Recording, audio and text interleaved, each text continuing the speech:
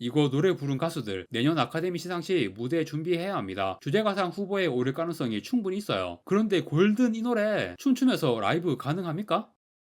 안녕하세요. 다양한 대중문화 콘텐츠를 리뷰하는 남자 머빈입니다. 이번 영상은 결산 콘텐츠입니다. 2025년 2분기 4월부터 6월까지 제가 보고 리뷰한 작품들에 대해서 순위를 매겨보겠습니다. 일단 지난번과 동일하게 드라마나 애니메이션 TV 시리즈는 제외할 거고요. 영화 그리고 장편 애니메이션만을 대상으로 했습니다. 편수를 세어보니까 총 44편이더라고요. 그런데 이번 분기에 한국 작품이 유독 적었습니다. 원래 한국 영화가 외국 영화보다 연간 개봉 편수도 적은 편인데 올해부터 더더욱 편수가 줄어든 게 체감이 됩니다. 그리고 설 명절과 겨울방학 시즌이 끝나면 7월 여름 성수기까지 국산 대형 상업영화는 잘 개봉 안 하기도 합니다. 중소배급사 작품이나 독립영화들은 꾸준히 나오지만 아무래도 메이저 작품들 위주로 리뷰를 하기 때문에 그런 작품들은 리뷰를 많이 하지 않게 되네요. 자, 4월부터 6월까지 제가 보고 리뷰한 작품 44편 중에서 10편을 선정해 10위까지 순위를 매겼습니다. 10위부터 바로 시작하겠습니다. 10위는 하이파이브입니다. 제가 리뷰를 올리고 굉장히 당황했었던 작품이에요. 호불호가 굉장히 갈릴만한 영화라고 생각했는데 생각보다 호평의 반응이 압도적으로 많아서 그런 반응을 보니까 저도 뒤늦게 감독의 철학이 보였다고 말할 수는 없고 저는 이 영화 리뷰할 때 장점도 많고 단점도 많다라고 평을 했어요. 그런데 시간이 지나면서 이 작품에 대해 생각해보면 단점보다는 장점에 대해서만 자꾸 생각이 나더라고요. 생각하면 할수록 되게 괜찮은 영화인 것 같다. 그래서 2분기 결산 탑10에 충분히 들어갈 만한 영화라고 결론을 내렸습니다. 그런데 이 영화가 평이 굉장히 좋았던 거에 비해서 흥행이 아쉬워요. 200만도 안 되다니. 캐릭터 무비이고 특히 이재인이 연기한 캐릭터가 굉장히 좋았기 때문에 속편을 꼭 보고 싶은데요. 흥행 결과가 이래서야 속편을 장담할 수가 없게 되었네요. 9위는 브리짓 존스의 일기 뉴 챕터입니다. 계속 재미있게 본 시리즈이지만 르네 제리거도 이제 50대 중반의 나이이고 이런 로맨틱 코미디 장르로 이전 시리즈만큼 재미를 뽑아낼까라는 걱정을 했거든요. 그런데 생각보다 너무 재미있게 봤습니다. 가장 놀란 건 르네 젤위거가 3편에 비해서 그다지 나이 들어 보이지 않았던 거. 그런데 듣기로는 최근에 헐리우드에 뭐 이상한 게 유행하고 있다고 해요. 구체적으로 어떤 시술인지는 잘 모르겠는데 갑자기 나이가 좀 있는 여자 연예인들이 확 젊어진 외모로 나타나가지고 르네 젤리거도 그 방법을 쓴 건가? 라는 궁금증이 들었어요. 뭐 어쨌든 여전히 매력적인 브리짓을 볼 수 있었고 치에텔 에지오퍼가 새로운 남자 주인공으로 나오는데 원래 좋아하는 배우이고 이 작품에서 캐릭터도 아주 괜찮았습니다. 브리짓이 행복하게 잘 사는 모습을 봐서 아주 만족스러운 작품이었네요. 8위는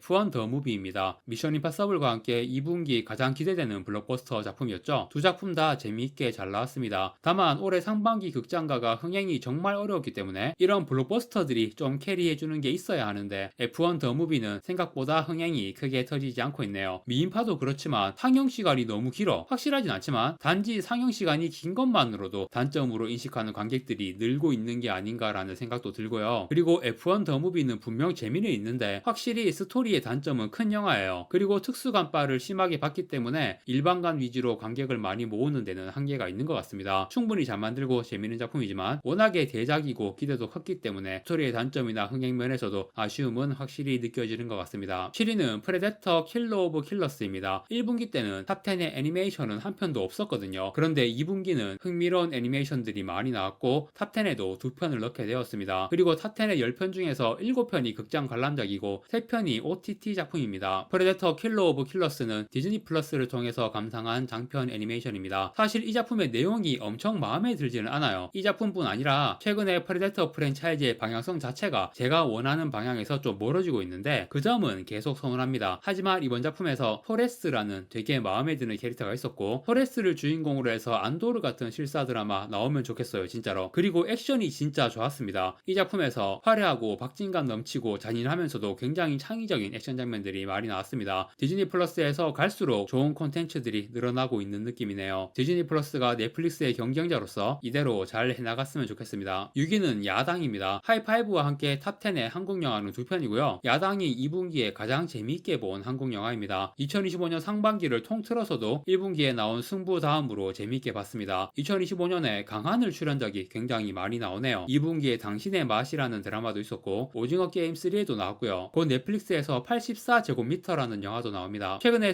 스트리밍이 넷플릭스에 올라와가지고 제 리뷰 영상에 새로 댓글도 달리고 하더라고요. 스트리밍이 3월에 개봉했고 야당이 4월에 개봉했죠. 한 달 간격으로 강한을 주연 영화가 연속해서 개봉했는데 두 영화가 진짜 극단을 보여주었습니다. 스트리밍은 최악이었지만 야당은 정말 괜찮았죠. 저는 야당이 좀 더 대중적인 버전의 내부자들이라고 생각을 했어요. 내부자들이 엄청나게 흥행을 했기 때문에 야당도 19금이지만 흥행이 꽤 될 것 같았거든요. 결국 19금이라는 핸디캡에도 불구하고 상반기 개봉 영화 중 최고 흥행작이 되기는 했습니다. 미션 임파서블이 아직 상영 중이라서 야당의 흥행을 따라잡을지는 더 지켜봐야 할 것 같지만요. 그런데 상반기 흥행 톱을 차지한 야당의 성적이 337만밖에 안 됩니다. 지금 극장가 상황 생각하면 19금으로 저 정도 성적도 대단한 거긴 하지만 뭔가 이 결과 자체는 복잡한 심정이 들게 되네요. 5위는 신칸센 대폭파입니다. 넷플릭스 오리지널 콘텐츠로 공개된 일본 영화입니다. 제가 할리우드와 한국 작품 다음으로 많이 보는 게 일본 작품이고요. 올해 상반기에도 일본 영화, 드라마 여러 편 봤습니다. 그 중에 신칸센 대폭파가 제일 재밌었습니다. 사실 헐리우드에서도 요즘 이 정도로 재미있는 재난 영화가 잘 안 나오거든요. 이 영화도 물론 단점은 있어요. 리뷰에서도 얘기를 했었지만 영화가 중반부 이후에 급격히 무너지는 구간이 있습니다. 진짜 각본을 왜 그렇게 썼는지 아직도 이해를 못하겠어요. 그런데 그 구간에서 거의 무너진 스토리가 뒤에서 어떻게든 수습이 되고 마지막 최종 하이라이트 장면은 또 기깔나게 잘 뽑아서 전체적으로 굉장히 재미있는 영화라는 기억만 남게 되었네요. 재난이 발생했을 때 단 한 명 혹은 소수의 영웅이 아니라 각 분야의 모든 전문가 종사자들이 힘을 합쳐서 아이디어를 짜내고 그걸 실행에 옮기는 과정들이 여러 단계에 걸쳐서 진행이 되는 내용이에요. 그 모든 단계에서 아주 모범적인 장르적인 재미를 보여준 작품이라고 할 수 있습니다. 일본 영화가 최근에 점점 괜찮아지는구나 라는 생각이 이 영화를 보고 들었습니다. 4위는 파이널 데스티네이션 블러드라인입니다. 진짜 꿀잼 보장 시리즈. 예전부터 이 시리즈에 대해서 그런 생각을 가지고 있었는데 그거를 다시 한번 확신시켜준 좋은 작품이었고요. 리뷰에서 제가 아마 시리즈 최고라고 언급을 했겠죠. 워낙에 많은 작품들을 리뷰하다 보니까 제가 어떤 작품을 리뷰했는지 리뷰에서 뭐라고 했는지 잘 기억이 안 나요. 아무튼 진짜 순수 재미로는 올해뿐 아니라 최근 몇 년간 본 영화 중에서도 탑급이었고요. 이 시리즈에서 항상 가장 기대하는 게 오프닝 시퀀스의 대형 참사잖아요. 사실 기대가 크기 때문에 기대보다 아쉬울 수 있다고 어느 정도 각오는 했었지만 기대를 뛰어넘는 엄청난 걸 보여주더라고요. 그 오프닝 시퀀스부터 이 영화에 완전히 매료가 되어서 진짜 시간 가는 줄 모르고 영화 끝날 때까지 재밌게 봤습니다. 오프닝 시퀀스가 전체 다는 아니고 중간까지인가? 유튜브에 클립이 올라왔더라고요. 유튜브에서 또 봐도 여전히 재밌지만 그런데 만약 이거를 극장에서 안 보고 유튜브에서 처음 봤다면 이걸 극장에서 봤어야 했는데 라고 엄청 후회를 했을 것 같아요. 극장에서 보길 정말 잘한 영화다 라는 생각이 들었습니다. 3위는 K-POP 데몬 헌터스입니다. 이 작품이 글로벌 데이트를 하니까 철학이 보입니다. 제가 리뷰에서는 약간 애매한 발언들을 했는데 그냥 솔직하게 말할게요. 전 세계적으로 난리가 나는 걸 보니까 이게 정말 대단한 작품이었구나 라는 생각이 뒤늦게 드네요. 제가 이거를 한국어 더빙으로 처음에 봤거든요. 리뷰를 올린 이후에 영어판도 보고 그냥 TV에 틀어놓고 여러 번 보고 있습니다. 리뷰에서도 했던 얘기지만 노래가 진짜 너무 좋아요. 집중해서 보든 안 보든 그냥 TV에 계속 틀어놓고 싶은 그런 콘텐츠예요. 그리고 이 작품이 생각보다 더 큰 파급력을 만들어낼지도 모르겠다는 예감도 들거든요. K-팝의 신규 팬층을 형성할 수도 있을 것 같고 특히 서구권의 나이 어린 세대에서 그리고 후속작을 비롯해서 관련 콘텐츠가 계속 나오는 것도 기대해 볼 수 있고 이번 작품에 트와이스가 참여했는데 속평 만들 때는 수많은 K-팝 아이돌들이 참여하고 싶어서 군침을 흘릴 것 같습니다. 그리고 내년 아카데미상에서 장편 애니메이션상과 주제가상 이것 좀 욕심나죠. 저는 가능성 충분히 있다고 생각합니다. 아카데미 장편 애니메이션상 수상작으로는 되게 새로운 느낌이 있기 때문에 물론 작품의 재미와 완성도도 뛰어나지만 그 새로운 느낌 때문에 아카데미가 이 작품을 선택할 가능성이 충분히 있다고 봐요. 그리고 주제가상 이거 노래 부른 가수들 내년 아카데미 시상식 무대 준비해야 합니다. 주제가상 후보에 오를 가능성이 충분히 있어요. 그런데 골든 이 노래 춤추면서 라이브 가능합니까? 가뜩이나 유명한 가수들도 긴장해서 라이브 망치기로 유명한 아카데미 무대인데 좀 너무 앞선 걱정인 것 같지만 내년 아카데미에서 어떤 일이 벌어질지 기대되고 궁금하네요. 아무튼 캐대언의 돌풍이 더더욱 커져서 K-팝과 K-문화를 널리